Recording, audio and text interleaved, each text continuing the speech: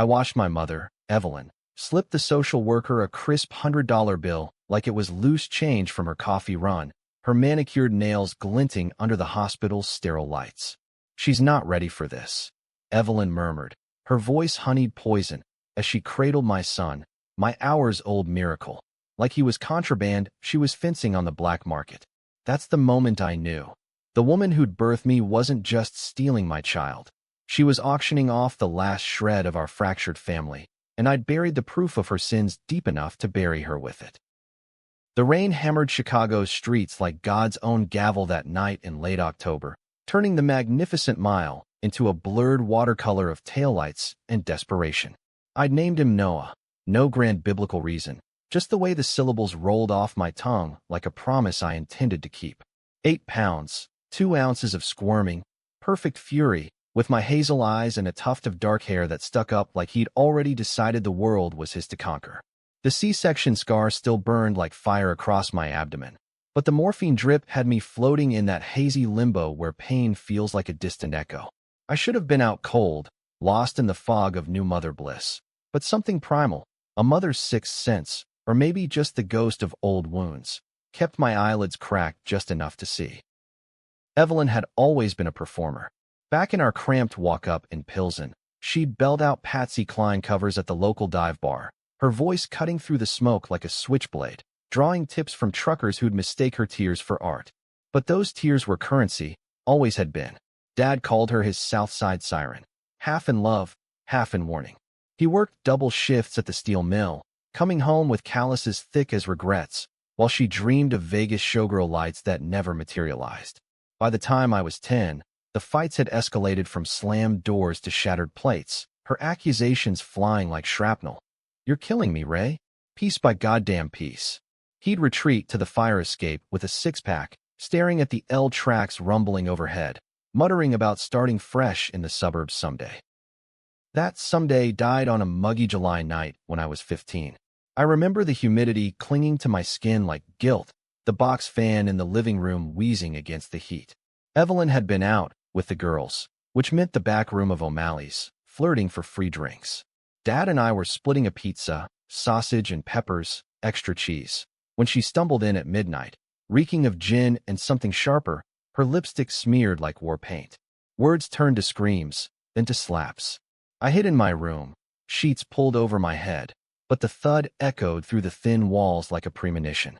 When I crept out, Dad was slumped on the kitchen floor, a pool of red blooming from his temple, Evelyn on her knees beside him, wailing. "It was an accident. Baby girl, he slipped. Tell them, Amelia. Tell them it was an accident." She made it sound so simple, like spilling milk. But I saw the cast-iron skillet still warm on the stove, the way her hands trembled not from shock, but from the weight of what she'd swung. Self-defense, she sobbed later to the cops. He'd come at her first, drunk and raging. The paramedics loaded Dad into the ambulance, but his eyes were already vacant, staring past us all. At the station, Evelyn coached me through it. "You saw him lunge, honey. You tried to stop him, but he hit his head on the edge of the table when he fell. I was a good daughter, too good, maybe. Terrified of losing her, of being shuttled off to some foster hellhole in Englewood, I parroted her script. The detectives bought it. A kid's word against a grieving widow's? Case closed as accidental death. But I knew. And so did she. That secret lodged in my chest like a shard of bone, festering for 2 decades. Fast forward through the wreckage. Evelyn remarried twice, both to men who smelled opportunity in her curves and evaporated when the bar tabs piled up. I dropped out of high school to sling coffee at a Loop Starbucks, scraping tuition for community college night classes in accounting. Ironic, given how numbers always betrayed us. She leaned on me like a crutch, borrowing rent money I'd never see, showing up at my studio apartment in Wicker Park with sob stories and designer knockoffs. "You're all I got, Melly," she'd coo, planting lipstick kisses on my cheek that left me tasting regret. I forgave her every time, because that's what survivors do. We stitch the wounds with denial and call it healing. Then came Jake. We met at a rooftop party in Logan Square, him in his flannel and work boots from a day on a construction site, me nursing a craft IPA and pretending I belonged among the tech bros and influencers. He had that easy Midwestern grin, the kind that promised stability without the strings. 6 months later, I peed on a stick in the bathroom of his buddy's dive bar, and the 2 pink lines hit like a freight train. "We're doing this," he said, no hesitation, his hand on my still flat belly. We got hitched at the Cook County Courthouse, rings from a pawn shop on Halstead, and I quit the temp agency grind to nest in our shoebox rental near Humboldt Park. Pregnancy was a blur of ultrasounds and Braxton Hicks, Evelyn hovering like a storm cloud, critiquing my swelling ankles and poor choices in organic kale. "Babies need real food, Amelia, not that hippie crap," she'd scoff, unloading bags of Kraft singles from Jewel-Osco. But when Noah arrived early, screaming into the world at Mercy Hospital under a harvest moon, she softened. Or so I thought. Jake was there, bleary-eyed and beaming, cutting the cord with hands that shook like leaves. Evelyn arrived an hour later, fresh from a manicure, her perfume cutting through the antiseptic air like a claim. That first night, post-surgery, they wheeled Noah to the nursery for monitoring, jaundice lights, or some routine check. Jake crashed on the vinyl couch, snoring through his exhaustion, while Evelyn volunteered to keep watch. I drifted in and out, the epidural wearing off in waves of fire. But around 2 a.m., a nurse's whisper yanked me awake. "Your mom's signing some forms." Adoption inquiry. My blood turned to ice. I ripped the 4 from my arm, stupid, reckless, and staggered to the nursery window, peering through the glass like a ghost. There she was, Evelyn, with a clipboard in one hand and my son in the other, cooing to a mousy woman in a pantsuit. The social worker, badge glinting. "My daughter's unstable. You see, postpartum, history of depression. The father's no better, construction laborer, barely makes ends meet. This baby's got a future with the right family." The words landed like punches, each one twisting the knife deeper. I saw the envelope exchange, the nod of conspiracy. Forged consent forms, no doubt. Evelyn had always had a knack for signatures, back when she'd borrow my high school permission slips for her bar crawls. Rage boiled up, hot and biblical, but I played possum, slinking back to my bed before she returned. She breezed in 20 minutes later, all false concern. "Poor lamb, he's fussy. They said it's normal." I nodded, throat tight, plodding in the dark. By dawn, Jake was up, fetching vending machine coffee, oblivious. Evelyn kissed my forehead. "Rest up, mama," and vanished, claiming a hair appointment. That's when I made the call. Not to the cops, not yet. To my old contact at the public defender's office, the one who'd handled Dad's case pro bono. "I need everything on Evelyn Marie Kowalski, 2003. And fast." The records arrived via encrypted email by noon, while Jake paced the hall, phone glued to his ear for work updates. I scrolled through the grainy scans on my cracked iPhone, heart pounding like a war drum. Autopsy report, blunt force trauma, inconsistent with a simple fall. Witness statements from neighbors. Evelyn's history of domestics, a restraining order Dad had filed 6 months prior. And there, buried in the cold case file, the one they'd shelved as accidental on my testimony, was the kicker, a hair sample from the skillet, untested back then due to budget cuts, but now flagged for re-examination under new DNA tech. It matched Evelyn. 100%. She'd bashed his skull in, not in self-defense, but in a gin-fueled blackout after he confronted her about the affair, with his foreman, no less, the one who'd ghosted her post-funeral. But the real bomb? The affair hadn't been a one-off. Dad's slip came weeks after she'd confessed the pregnancy, mine. No, not mine. The timeline didn't add up. I'd been born 9 months after a business trip to Milwaukee that Evelyn took alone. Dad raised me as his, swallowing the lie because he loved her, loved the family we'd patched together. But the DNA from the old file? It cross-referenced with ancestry kits I'd secretly submitted years ago, after finding her hidden letters. I wasn't Ray's daughter. I was the foreman's, a dead-end trucker who'd OD'd in a Gary motel before I could walk. Evelyn had stolen my childhood, my identity, propping up her facade with Dad's devotion until she couldn't anymore. Noah's cries pulled me back, the nurse handing him over bundled in a blue knit cap. I held him close, inhaling that newborn scent, milk and possibility, vowing silently, no more lies. Evelyn's scheme wasn't just about money. The social worker had let slip the adoptive parents were loaded evangelicals from the North Shore, the kind who'd pay top dollar for a pure infant to parade at their megachurch. 20 grand, easy, enough to bail Evelyn out of her latest pyramid scheme collapse, selling knockoff essential oils door-to-door in Roscoe Village. By evening, Jake had clocked out early, bringing tacos from our favorite taqueria on Division. We ate in bed. Noah latched on like a champ, while I wove the first thread of my unraveling. "Babe, there's something about my mom. From before." He listened, jaw tightening with each detail, the adoption plot, the old suspicions. "We go to the cops tomorrow," he growled, but I shook my head. "Not yet. I need to face her first. Alone." Controversy brewed in his eyes. Was I protecting her, or arming myself? In our house, family meant loyalty, even to monsters. But Jake squeezed my hand. "Your call, Ames." But no is ours. No negotiation. That night, I texted Evelyn from a burner app, blue line to Logan Square. Midnight. The old bench by the mural. "Come alone. No pleasantries, no mom." She replied instantly. "What's this about?"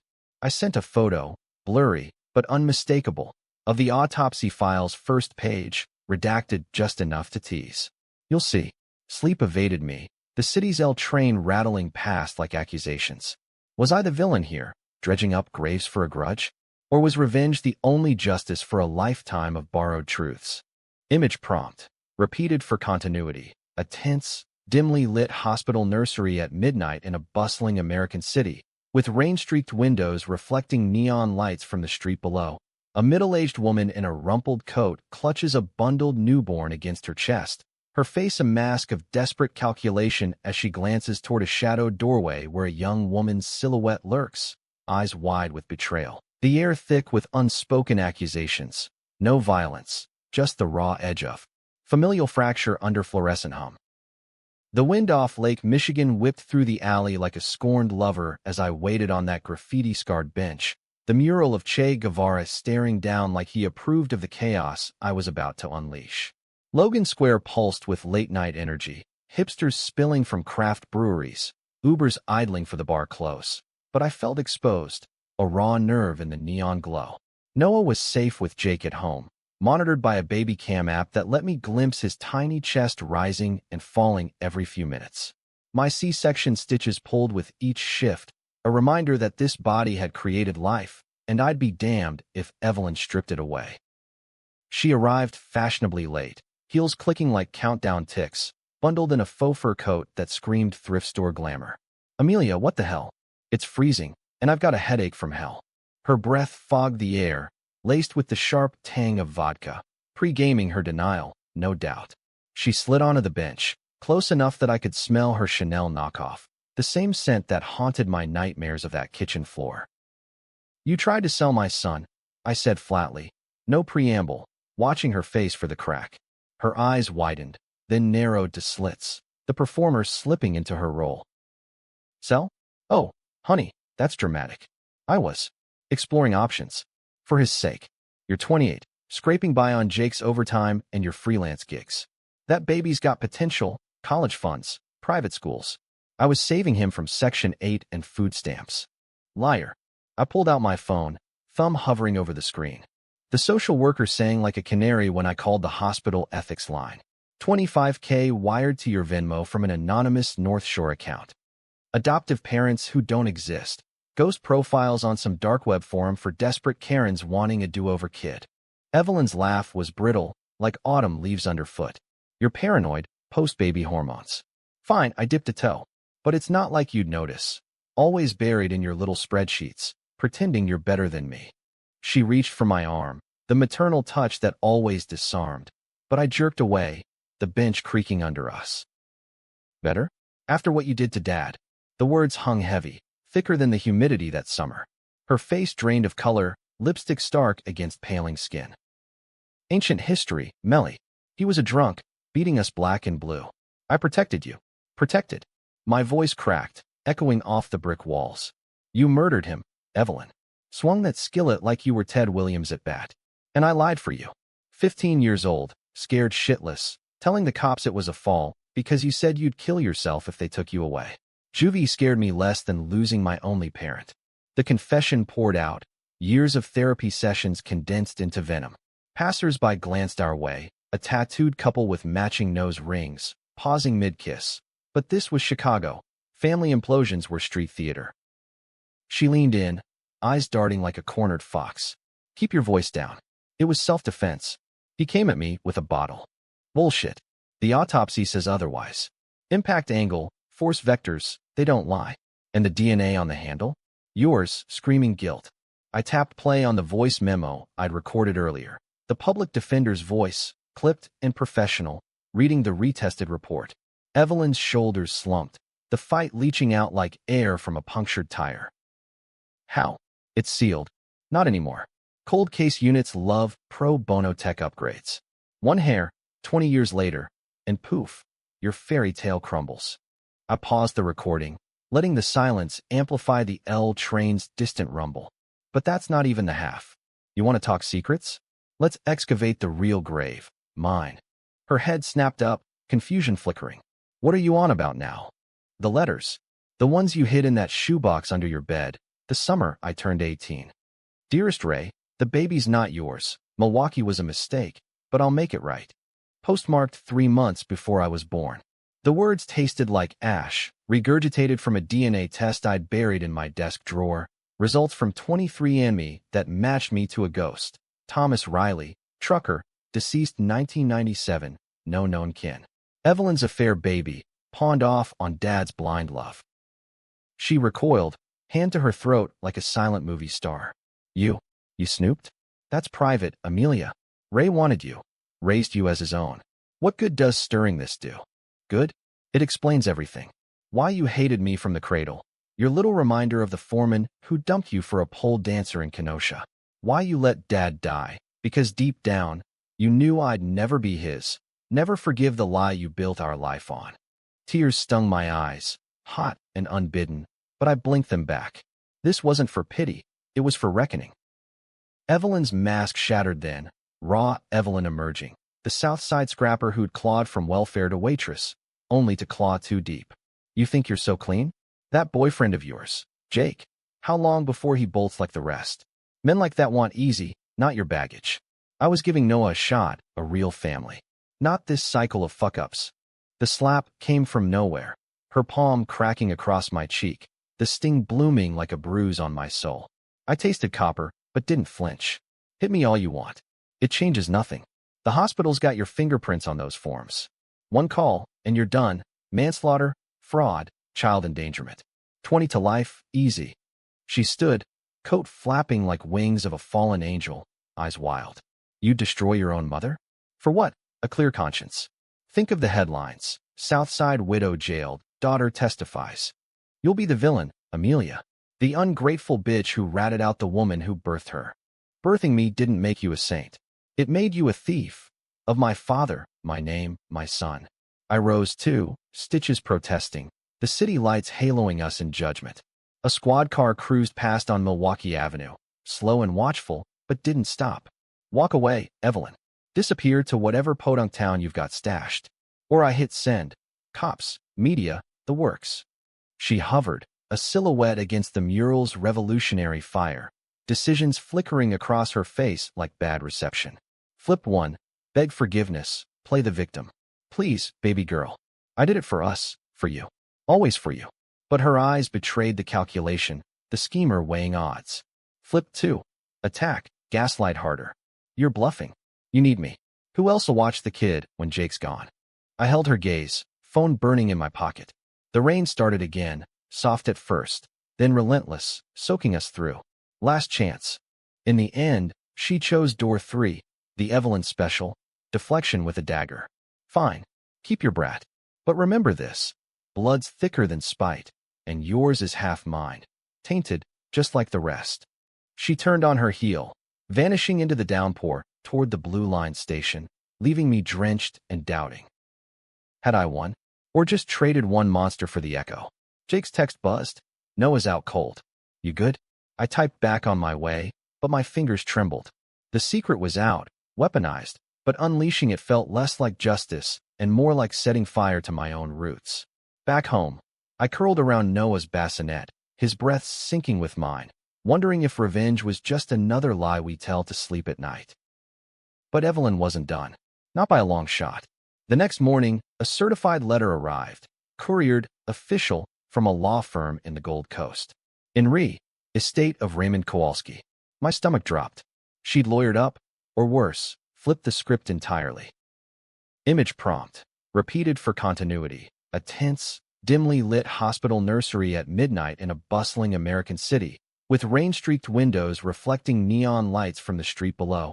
A middle-aged woman in a rumpled coat clutches a bundled newborn against her chest, her face a mask of desperate calculation as she glances toward a shadowed doorway where a young woman's silhouette lurks, eyes wide with betrayal. The air thick with unspoken accusations. No violence, just the raw edge of familial fracture under fluorescent hum.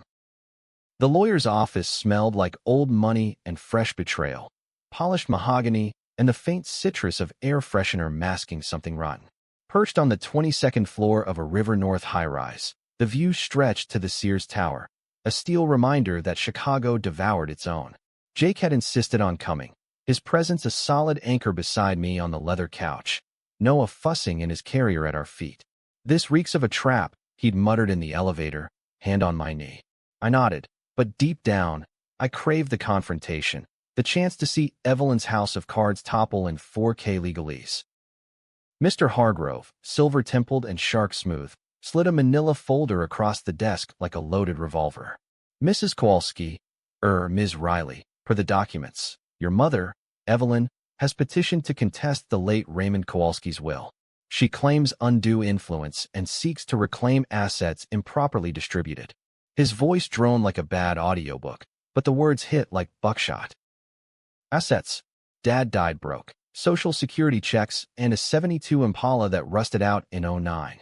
I flipped open the folder, scanning the yellowed pages. There it was, Dad's last will, scrawled in his blocky handwriting 2 weeks before the accident. To Amelia Marie Kowalski, full custody of any minor children, the family home, sold for back taxes years ago, and a life insurance payout of $50,000, barely enough for a headstone and Evelyn's bar tab. But the contest? Evelyn alleged I'd coerced him, poisoned his mind with tales of her infidelity to secure the payout for myself. Attached affidavits from her witnesses, the bartender at O'Malley's swearing Dad ranted about, "That girl turning you against me," and a neighbor claiming I'd screamed at Evelyn post-funeral, "You'll pay for what you did." Gaslighting, pure and potent, reframing me as the gold-digging daughter out for blood money.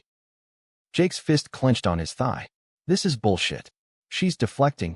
Amelia told you about the adoption stunt." Hargrove's eyebrows arched. "Indeed. Ms. Kowalski mentioned tensions, but legally, without concrete evidence of fraud in the adoption inquiry, it's her word against yours. As for the manslaughter allegation, intriguing, but statutes long run. Unless you've got that DNA report authenticated." I had, printed and notarized, tucked in my purse like a talisman. But handing it over felt like crossing a Rubicon. No turning back from the flood. What if I do? Does that kill her claim? It muddies it. Opens doors to countersuits, defamation, emotional distress. Messy. Expensive. He steepled his fingers, eyeing us like prey. Settle?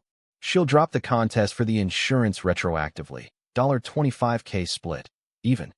25 grand. Enough for a down payment on a 2-flat in Avondale. Maybe even a semester of community college for me. Tempting, the devil's whisper in accountant ears. But Jake's glare burned. Hell no. She's not touching a dime. We left the office in a blizzard of what-ifs, the Loop's holiday lights mocking our storm. Evelyn had flipped again, from beggar to bully, using the courts as her new stage. Texts flooded my phone. "Think about Noah. Don't make me fight dirty." Followed by a photo, an old Polaroid of me at 5, gap-toothed and grinning on Dad's shoulders at Navy Pier. Emotional blackmail, vintage Evelyn. The climax hit 2 days later, Christmas Eve, in the most American way possible.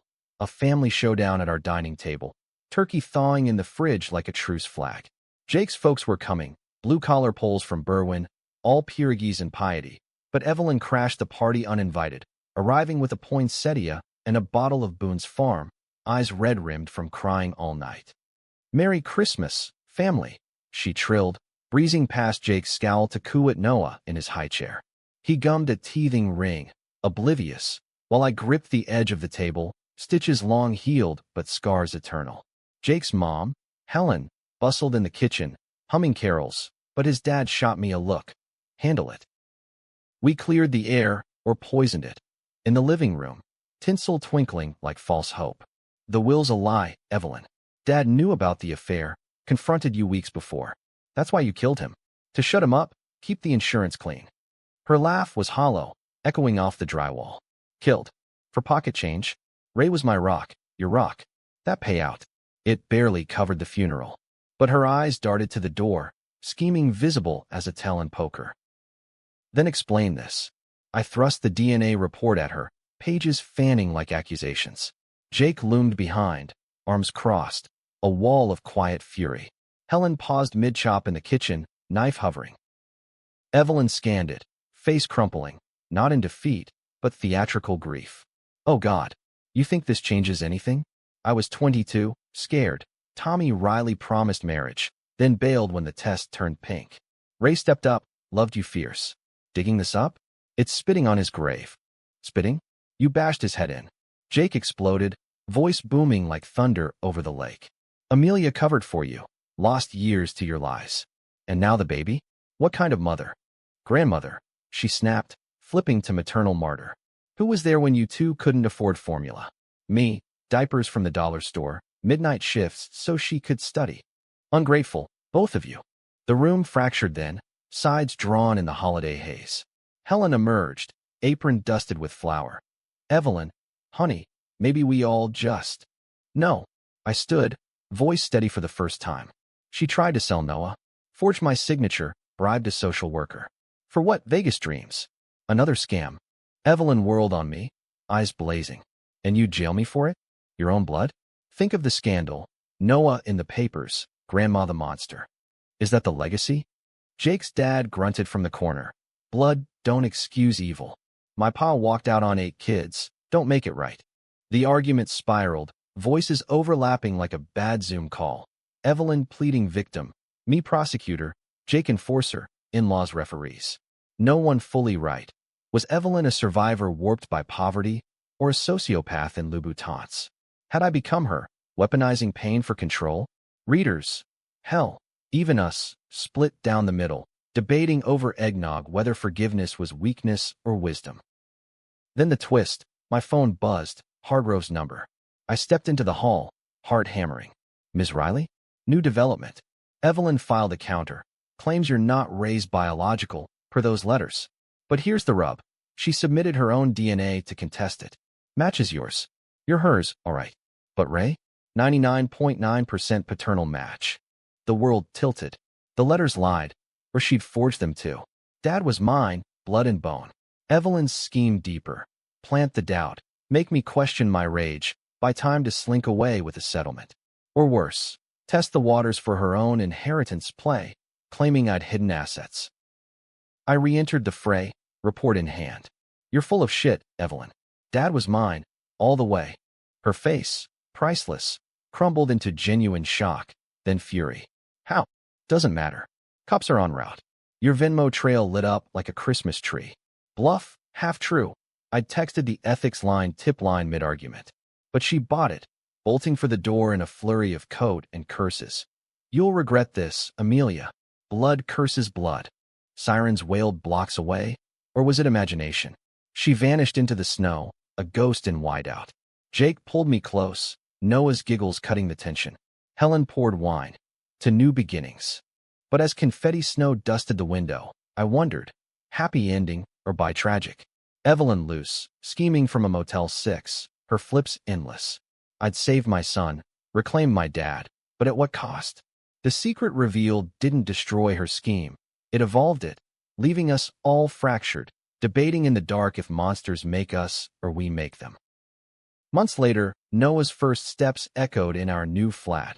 Down payment from the uncontested insurance. Evelyn's ghost a whisper. She surfaced once, a collect call from Reno. Forgive me? I hung up, but kept the line open. Revenge, it turns out, isn't a period. It's an ellipsis, trailing into the American night.